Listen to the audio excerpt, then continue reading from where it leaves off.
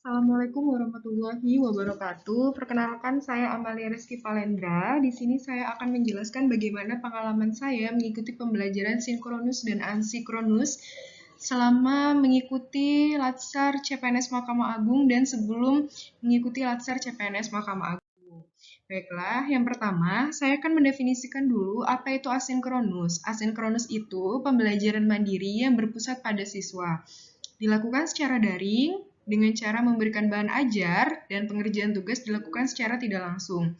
Pembelajaran ini difasilitasi oleh beberapa media seperti website, email, forum diskusi online, dan lain sebagainya. Contoh dari asinkronus itu ada di emosis wajar yang dilakukan sebelum kami memasuki jadwal latsar CPNS Mahkamah Agung. Pada emosi itu, kami dapat mengunduh materi dan kami juga dapat untuk melakukan evaluasi kegiatan di sana. Lalu ada sinkronus. Sinkronus itu metode pembelajaran tatap muka secara daring yang dilakukan secara jarak jauh dan diakses melalui layar komputer dalam bentuk video, chat, dan juga audio.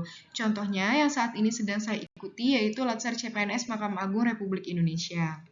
Nah, dari kedua pembelajaran ini, baik sinkronus maupun asinkronus, apa sih kelebihan dan kelemahannya? Baiklah, mari kita bedah satu persatu. Yang pertama ialah kelebihan asinkronus. Asinkronus memiliki kelebihan diantaranya yang pertama, kita dapat belajar secara mandiri.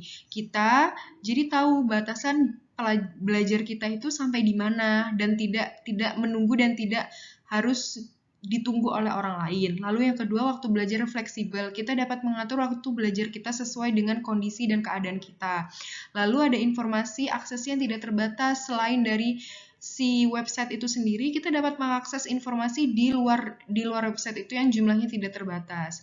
Namun, asinkronus juga memiliki kelebihan, diantaranya yang pertama, kondisi jaringan yang tidak dapat kita pastikan apakah dia akan selalu stabil, apakah dia akan mati, ataukah dia akan mengalami gangguan di tengah-tengah penggunaannya. Lalu yang kedua, motivasi belajar yang naik turun. Hal ini seringkali terjadi, motivasi kita terkadang sangat semangat, terkadang kita kurang semangat, bahkan kadang kita tidak memiliki semangat sama sekali. Lalu bagaimana dengan sinkronus? Tidak jauh berbeda dengan asinkronus.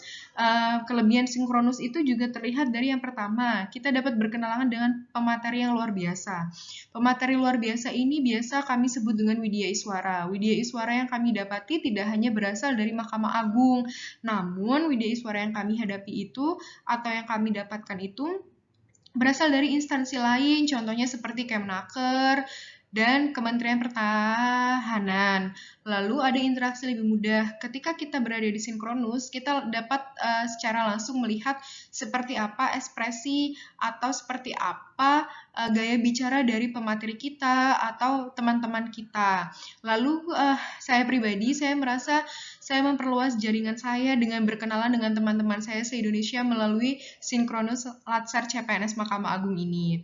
Lalu kelemahannya pun tidak jauh berbeda dengan asinkronus, yaitu yang pertama, jaringan yang tidak menentu. Kita tidak bisa memprediksi kapan jaringan itu akan selalu baik, kapan jaringan itu akan bagus, kapan jaringan itu akan buruk, dan bahkan tidak ada sama sekali.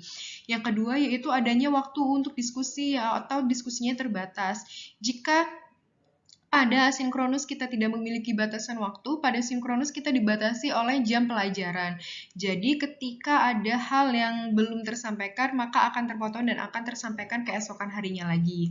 Baiklah, itu saja pemaparan dari saya mengenai apa kelebihan dan kelemahan metode asinkronus dan sinkronus dan bagaimana pengalaman saya dalam mengikuti asinkronus dan sinkronus. Terima kasih. Wassalamualaikum warahmatullahi wabarakatuh.